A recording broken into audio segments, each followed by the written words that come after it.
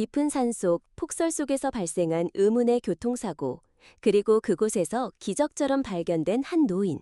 그런데 노인의 눈에 비친 젊은 스님의 얼굴은 20년 전 그가 잃어버린 딸의 얼굴과 너무나 닮아 있었습니다. 우연일까요? 아니면 운명의 부름일까요?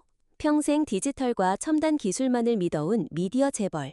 그가 희귀 난치병을 앓게 되고 마지막 희망을 찾아 떠난 곳에서 자신의 모든 것을 부정하는 아날로그적인 기적을 만나게 됩니다. 그는 과연 무엇을 깨닫게 될까요? 오늘도 그날의 이야기 시작합니다. 구독과 좋아요는 아주 큰 힘이 됩니다.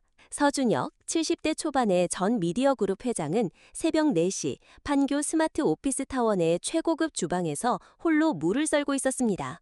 그의 손끝에서 나는 칼질 소리는 마치 멈춰버린 시계 초침 같았죠. 50년간 오직 성공과 디지털 혁신만을 위해 달려온 삶. 그의 눈빛은 날카로웠지만 텅 빈 주방에 차가운 공기처럼 외로움이 묻어났습니다. 그는 나지막이 중얼거렸습니다. 하룻밤 새에 인생이 바뀐다고 누가 믿을까? 최근 들어 손끝이 저려 숟가락조차 제대로 쥘 수 없게 되었고 아침마다 찾아오는 극심한 어지럼증으로 모니터 속 숫자들조차 흐릿해졌습니다. 거울 속 자신의 초췌한 얼굴을 볼 때마다 평생 쌓아온 제국이 한순간에 무너져 내리는 듯한 절망감에 사로잡혔죠. 그는 치료 불가의 희귀 난치병 진단을 받은 참이었습니다. 평생 의지했던 첨단 기술과 최고의 의료진도 자신을 구원할 수 없다는 비참함이 그의 마지막 남은 자존심을 짓밟았습니다. 그의 냉철했던 이성이 무너져 내리는 순간이었습니다. 창밖으로 뿌옇게 젖어드는 새벽 풍경처럼 20년 전 딸 서은채를 매몰차게 내쫓았던 밤이 선명하게 떠올랐습니다. 자신의 기업 확장과 명예를 위해 딸의 돈 안 되는 다큐멘터리 감독 꿈과 사랑을 짓밟았던 날. 그 후 은채는 그의 곁에서 사라졌죠. 그때였습니다. 그는 한때 번성했으나 이제는 쇠락한 옛 항구 도시의 빈 건물에 있는 폐점 예정 지점을 정리하러 향하던 길이었습니다. 그 지점은 과거 은채가 어린 시절 가족과 함께 여름 휴가를 보내며 조개 껍데기를 줍던 행복한 추억이 깃든 장소였습니다. 은채의 웃음소리가 파도 소리에 섞여 들리는 듯한 환청에 그의 심장이 죄어왔습니다. 이 오래된 건물을 정리하는 것은 은채와의 마지막 끈을 끊는 것만 같았죠. 그 두려움이 병세보다 더 심한 통증으로 다가왔습니다. 폭우 속 커브길에서 차가 통제 불능 상태에 빠졌고 차는 가드레일에 들이받고 인적에 끊긴 해안가 절벽 아래로 굴러떨어졌습니다. 휴대폰 신호마저 잡히지 않는 절망적인 공간. 차 안에서 피가 흘러내리고 의식이 희미해지는 순간 서준혁은 흐릿한 정신 속에서 딸 서은채의 어린 시절 미소를 떠올렸습니다. 은채야, 미안하다.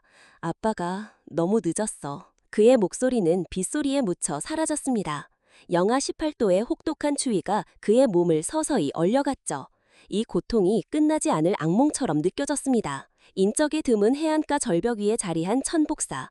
현대인의 지친 마음을 치유하는 해안치유 명상원으로 유명해진 이곳은 도시의 번잡함과는 완전히 단절된 평화로운 공간이었습니다. 그 고요함 속에 한이솔 스님은 공양간에서 쌀을 씻고 있었습니다. 차가운 물속에 손을 담고 있었지만 그녀의 마음만은 따뜻했죠. 8년 전 부모님을 모두 잃고 홀로 세상에 던져졌을 때 그녀를 품어준 곳이 바로 이 절이었습니다. 8살의 어린아이가 감당하기엔 너무나 큰 슬픔이었죠. 겨울밤 눈 쌓인 산길을 무작정 걷던 그때 추위보다 더 무서웠던 건 세상에 홀로 남겨졌다는 외로움이었습니다. 이곳에서 자운 스님으로부터 전통 약초요법과 마음 치유를 위한 그림을 배우며 성장했습니다. 그녀는 작은 중얼거렸습니다. 오늘도 평온한 하루가 되기를. 그녀의 중얼거림과 함께 쌀알이 부딪히는 소리가 규칙적으로 울려 퍼졌죠. 그때였습니다. 이솔의 손이 멈칫하며 쌀알이 바닥으로 후드득 떨어졌습니다.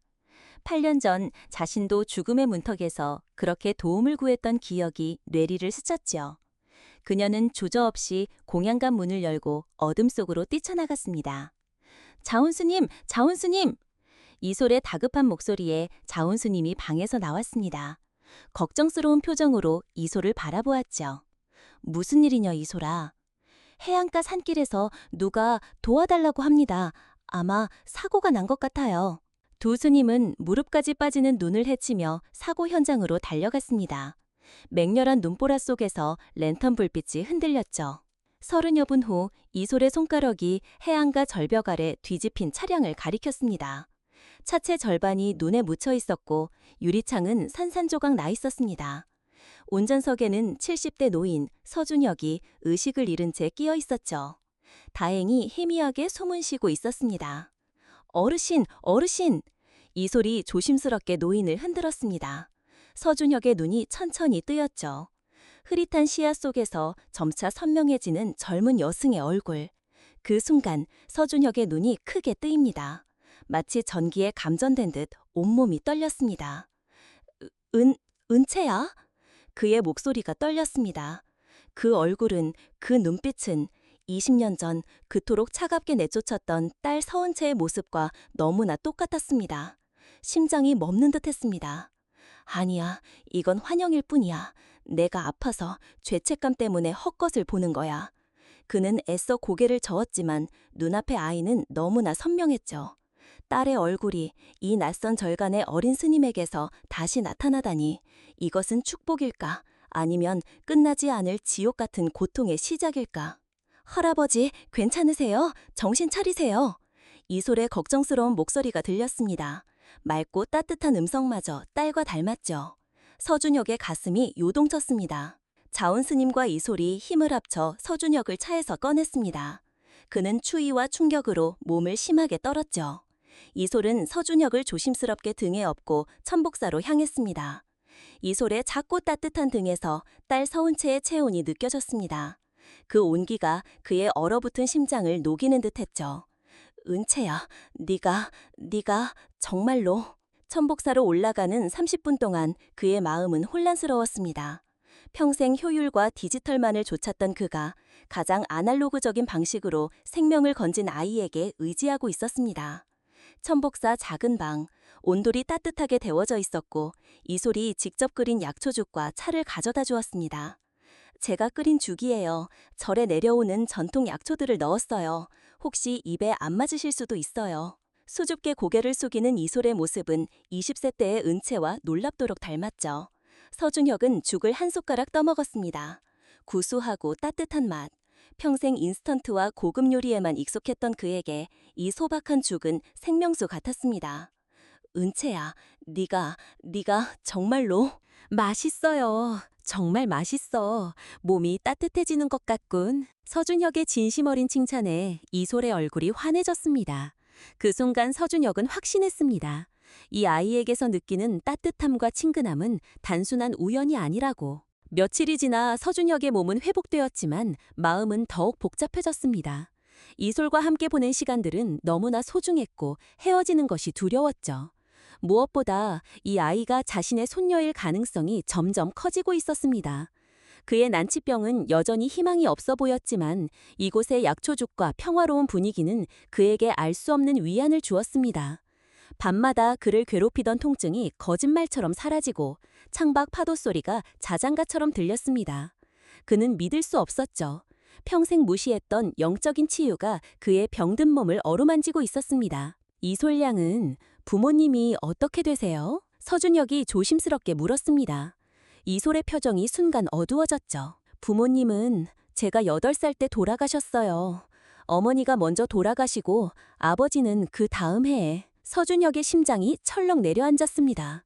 20년 전 은채가 집을 나간 지 8년 후, 즉 28세에 사망했다는 것과 일치했죠. 어머니는 어떻게? 병이셨대요. 저를 낳고 나서 몸이 많이 안 좋아지셨다고 아버지가 그러시더라고요.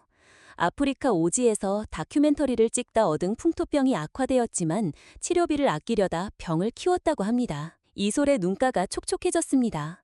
어린 나이에 겪었던 상실의 아픔이 고스란히 드러났죠. 서준혁의 가슴이 칼로 찢어지는 것 같았습니다. 풍토병, 치료비, 몸을 혹사, 한 단어 한 단어가 비수가 되어 그의 심장을 꿰뚫었습니다. 자신이 내쫓지 않았다면 은채는 아프지 않았을 것이고 사위 또한 그런 비극적인 사고를 당하지 않았을 것입니다. 이 모든 것이 자신의 오만과 고집 때문이었죠. 숨쉬기조차 힘들었습니다. 그의 눈에서 흐르던 눈물은 이제 죄책감의 피눈물처럼 뜨거웠습니다. 아버지는 어머니 돌아가신 후에 많이 힘들어하셨어요. 삶의 의욕을 잃으셨대요. 마지막 독립영화를 찍으시던 중 순간의 부주의로 사고가 났다고 합니다. 이솔은 말을 잇지 못했습니다. 서준혁은 이솔의 차가운 손을 조심스럽게 잡았습니다. 미안해요. 괜한 질문을 해서. 괜찮아요. 어르신이 나쁜 건 아니잖아요. 그냥 아직도 가끔 슬퍼져요. 이솔의 작지만 따뜻한 손이 자신의 차가운 손을 감쌌습니다. 할아버지, 괜찮아요. 그 말은 위로가 아닌 죄인을 향한 용서처럼 느껴져 더욱 비참했습니다. 이 아이는 자신의 고통을 알까? 이 아이의 아픔이 바로 자신에게서 시작되었다는 것을 알까? 서준혁은 떨리는 목소리로 자신의 이야기를 꺼냈습니다. 사실 내가 좀 아파. 의사가 희귀 난치병이라고. 평생을 돈과 기술만 쫓았는데 내 병은 치료할 수 없다고 하더구나. 어쩌면 이 병도 벌일 거야. 내 딸을 내쫓은 벌. 이 아이에게는 특별한 재능이 있어요. 그림을 그려요. 정말 아름다운 그림을요. 특히 사람들의 아픔을 치유하는 그림을 그린답니다. 자운 스님이 방 벽에 걸린 그림을 가리켰습니다. 천복사 근처 해안가 절벽의 풍경을 그린 수채화. 파도 소리가 들릴 것 같을 정도로 생생했습니다. 서준혁은 그림에서 알 수 없는 치유의 기운을 느꼈습니다. 평생 숫자와 그래프, 디지털 이미지에만 익숙했던 그에게 이 그림은 신선한 충격이었습니다. 어르신은 왜 얼굴색이 점점 좋아지세요? 정말 이 약초죽 덕분일까요? 이 소리 걱정스러운 표정으로 서준혁의 이마에 손을 댔습니다. 그의 체온은 이전보다 훨씬 따뜻했죠. 이솔은 매일 서준혁을 위한 약초죽을 끓여주고 그를 위해 해안가 숲속에서 새로운 그림을 그리기 시작했습니다. 서준혁은 차가운 기업의 세계에서 잊고 살았던 아날로그적 치유를 경험하며 점차 기력을 회복했고 그의 난치병 병세가 눈에 띄게 호전되고 있었습니다. 어느 날 이솔이 막 완성한 그림을 서준혁에게 보여주었습니다. 해안가 절벽을 따라 걷는 두 사람의 뒷모습. 한 사람은 키가 크고 다른 한 사람은 그보다 훨씬 작았죠. 길가에는 보라색 용담꽃이 한가득 피어 있었습니다. 서준혁은 그림을 보는 순간 심장이 쿵 내려앉았습니다. 용담. 딸 은채가 어릴 때 가장 좋아했던 꽃이었죠. 은채는 아프면 아빠, 용담꽃이 피면 안 아플 텐데 하고 중얼거리곤 했습니다. 그리고 그림 속 작은 사람이 자신이라면. 게다가 그는 문득 기억했습니다.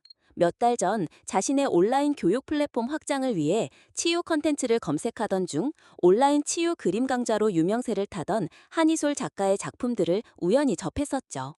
사업적 관심으로 훑어봤을 뿐 깊게 생각하지 않았지만 그때 본 그림들 중 하나에 바로 이 용담꽃이 그려져 있었던 것 같았습니다. 그의 딸 은세가 다큐멘터리에서 자주 쓰던 숨겨진 메시지 기법이 떠올랐습니다. 이소라, 혹시 이 그림 너희 어머니가 예전에 자주 하시던 이야기가 담겨 있니? 그리고 이 용담꽃은? 서준혁의 목소리가 떨렸습니다. 이솔의 눈이 커졌죠. 어떻게 하셨어요? 엄마가 어릴 때 아빠랑 저랑 이 길을 걸으면 우리 가족은 용담꽃처럼 굳건하고 아름다울 거야 라고 자주 말씀하셨어요. 그리고 이 그림은 사실 제가 어릴 적 엄마가 그려주셨던 동화책 그림 중 한 장면을 제 기억으로 다시 그린 거예요. 엄마는 그림 그리는 걸 정말 좋아하셨어요. 다큐멘터리를 만들 때도 그림으로 스토리보드를 만드셨다고 했어요. 저의 그림 재능도 엄마에게서 물려받은 것 같아요.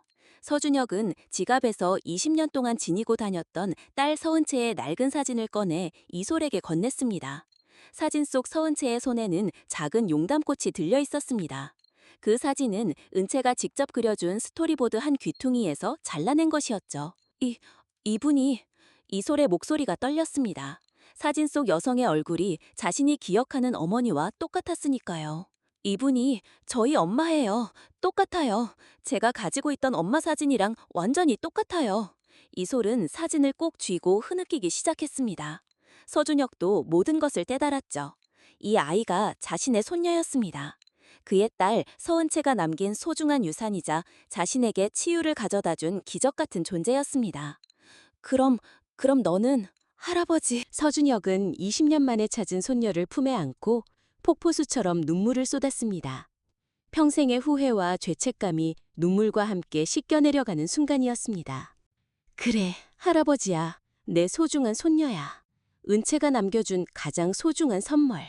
엄마가 할아버지 얘기를 많이 해주셨어요. 미안하다고. 할아버지는 나쁜 분이 아니라고. 그냥 딸을 사랑하는 마음이 너무 커서 그런 거라고. 딸이 자신을 원망하지 않았다니, 오히려 그리워했다니. 서준혁은 더욱 울음을 터뜨렸습니다. 그가 평생 의지했던 첨단 의술이 아니라 이솔의 그림과 천복사의 자연 속에서 희귀 난치병이 기적적인 차도를 보이는 경험을 하고 있었습니다. 그는 단순한 육체적 치유를 넘어 오랜 마음의 병까지 치유받고 있었습니다. 천복사를 떠나는 서준혁과 이솔. 서준혁은 건강을 완전히 회복한 모습이었습니다. 자온 스님이 해안가 절벽 입구까지 배웅하며 따뜻하게 웃었습니다.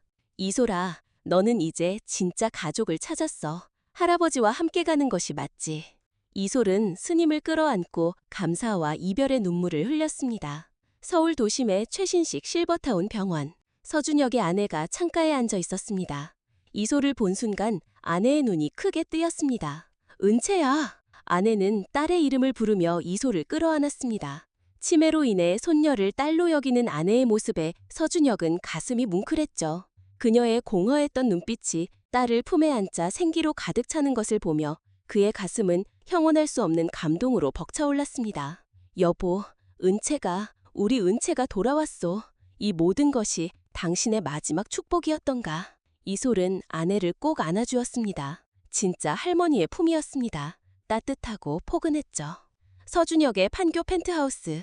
넓고 비어있던 공간에 이솔의 밝은 에너지가 채워졌습니다. 서준혁은 자신의 미디어 그룹 산하에 이솔의 숲, 온라인 치유 예술 플랫폼을 설립하고 이솔의 그림 강좌와 전시를 전폭적으로 지원했습니다.